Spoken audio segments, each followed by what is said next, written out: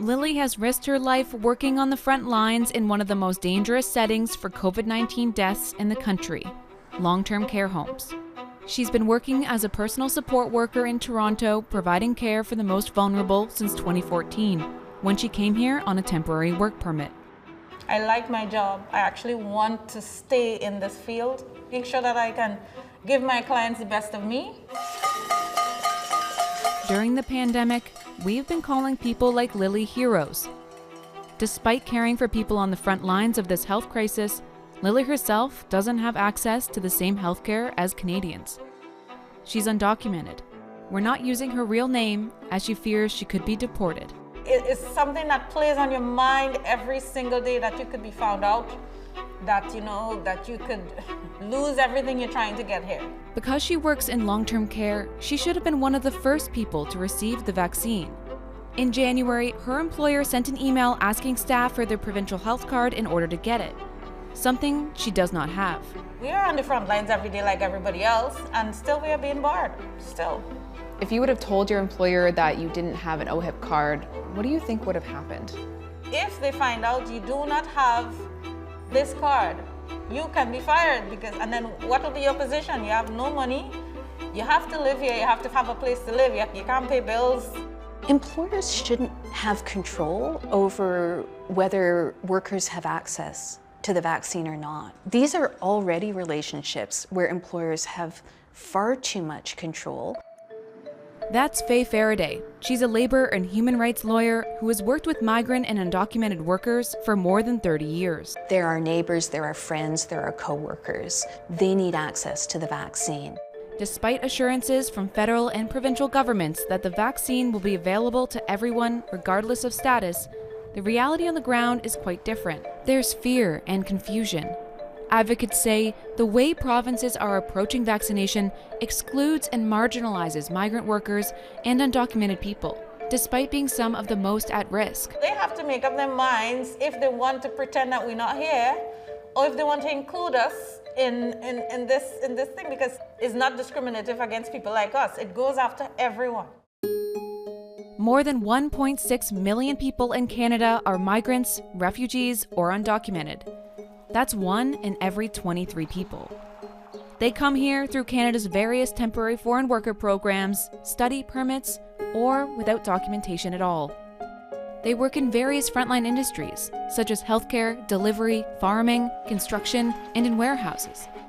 This isn't something that's in the cracks and the margins and the shadows, and there are significant sectors in our economy that would grind to a halt and businesses that would shut down without undocumented labor. While essential workers have received thanks and praise, for those with temporary status or no status at all, the last year has been devastating. Like many Canadians, migrants and undocumented people have lost their jobs during this crisis.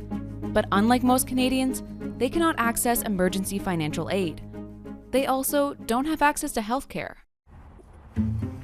Dr. Paul Colford has been caring for migrant and undocumented people for more than 2 decades. He started this volunteer clinic in Scarborough with some colleagues after witnessing an undocumented teenager almost die after being denied care. We'd hoped we'd be out of business in 1 year after we told everybody what we found in 1999, and we're still here 23 years later, and we're still seeing the same thing. When the coronavirus spread to Canada, Paul knew it would be devastating to the population he treats. In March 2020, Paul says 6 people with symptoms of COVID-19 were all turned away from hospital and told they would have to pay for care. Outraged by this, he started organizing with other advocacy groups to call on the federal and Ontario governments to expand coverage. If you don't treat everyone in your community and it's a pandemic, you treat no one. Everyone is at risk. Eventually, Ontario and a few other provinces temporarily expanded health coverage to uninsured people. But the reality is it's not working that well. Many hospitals did not implement it for the longest time. And now, as provinces begin rolling out vaccines, Paul and other advocates are sounding the alarm bells again.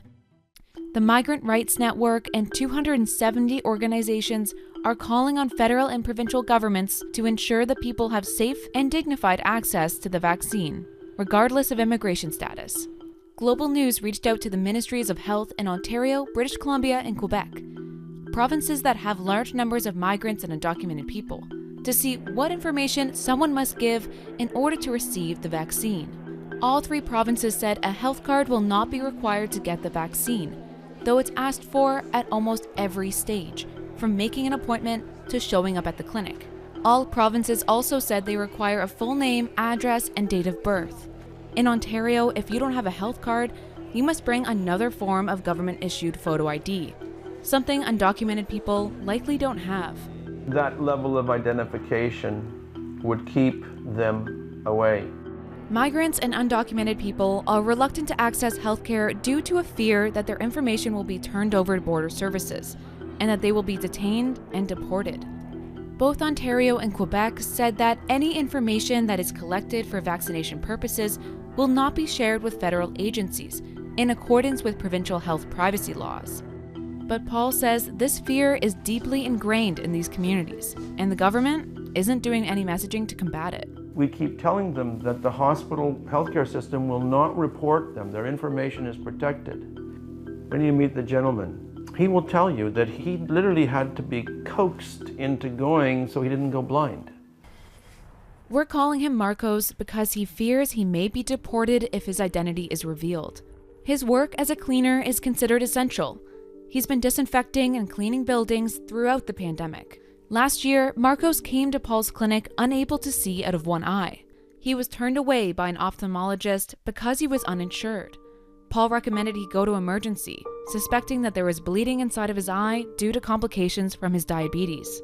When Dr. Crawford said to you, you're going to have to go to the hospital, you're going to have to get this procedure done, what did you say? I say, I don't want to go. Marcos says he's heard stories of people going in for care and having immigration authorities called on them. Too many stories. We finally convinced him to go, and we gave him a letter. I called the hospital, Emerge, and said, he's coming in. He got admitted, but then he says the hospital told him he would have to pay. Paul stepped in again. I guess you'd call it advocacy or support, led to him getting the laser surgery. I just talked to him recently. I said, how's your vision? He said, it's getting much better. He would have been blind.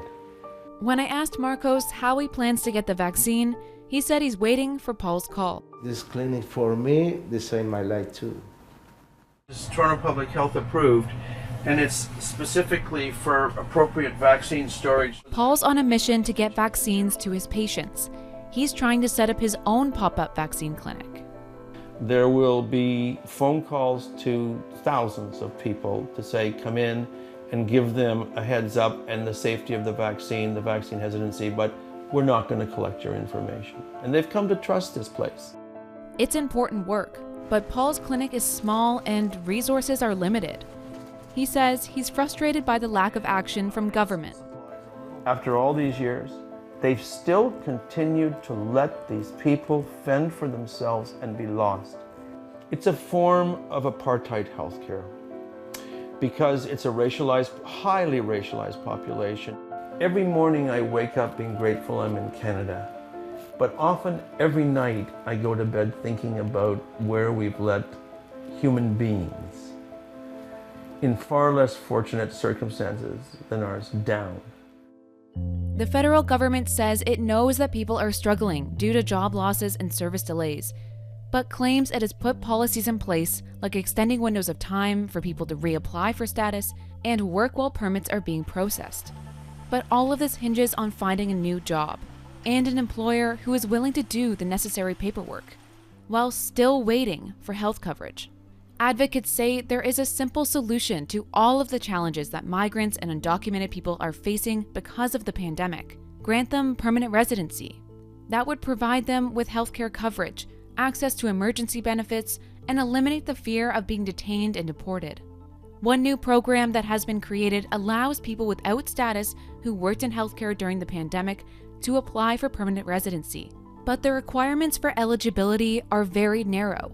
Immigration Minister Marco Mendicino has said he wants to expand it. There are workers who are doing frontline dangerous work during the pandemic throughout the economy.